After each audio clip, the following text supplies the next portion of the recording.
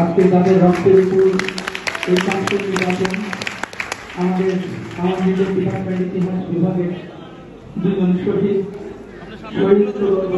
ফরহাদ আমি গভীরভাবে স্মরণ করতে আমার বারবার মনে পড়ে।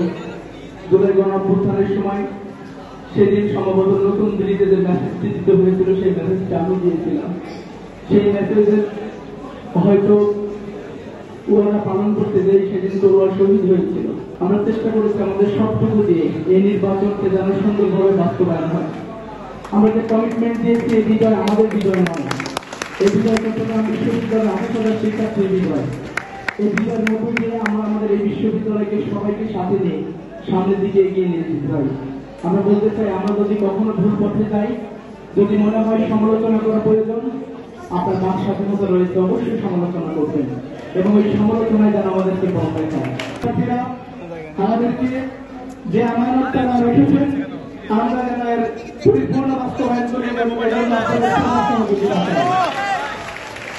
আমরা তখনই পরিপূর্ণ বিজয় অর্জন করতে পারবো যেদিন আমরা আমাদের যে প্রতিশ্রুতি আপনাদের সামনে রেখেছিলাম, যে প্রতিশ্রুতি আপনাদের সামনে নিয়ে গিয়েছিলাম, সেই প্রতিশ্রুতি আমরা বাস্তবায়ন করতে পারব এবং এই চট্টগ্রাম বিশ্ববিদ্যালয়কে একটি গোটা বিশ্বের বুকে একটি আধুনিক বিশ্ববিদ্যালয় এবং উন্নত বিশ্ববিদ্যালয় হিসেবে গড়ে তুলতে আপনাদের সবার সহযোগিতা এবং পরামর্শ আমরা কামনা করি।